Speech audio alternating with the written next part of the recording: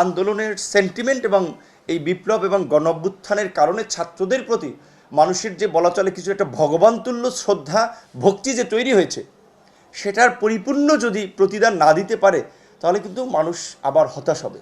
তো এখন এই ছাত্রদের এই কর্মকাণ্ডে কিন্তু মানুষ একটু বিরক্ত বা হতাশা কিছুটা হচ্ছে।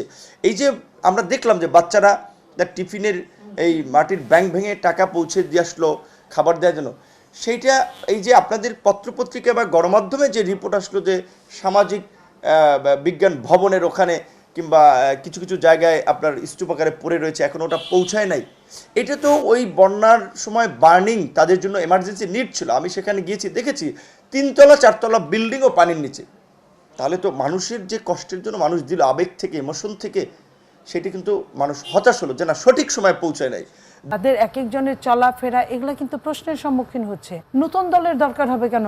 আপনি পুরান দলরা তাহলে কিসের জন্য করবে? তাদের জন্য নতুন দল কেন বানাতে হবে? তার মানে কি একটা স্পেসিফিক দলই খালি দেশের মঙ্গল করবে আর সব দলগুলো কি দেশের অমঙ্গল করবে? নতুন দলকে তো দেখছি আপনি বিভিন্ন জেলায় জেলায় মারামারি হচ্ছে, বিভিন্ন জেলায় জেলায় 5 দিনে মারামারি হয়, এরকম বোধহয় খুব কম দেখা গেছে। তো আমি যদি আপনার কালকে আজকের বেশভূষার সঙ্গে আগামীকালকের বেশভূষার যদি আকাশ পাতাল ফারাক দেখি, তাহলে কিন্তু আমি মনে করতেই পারি যে না, আপনাকে দিয়ে হবে না।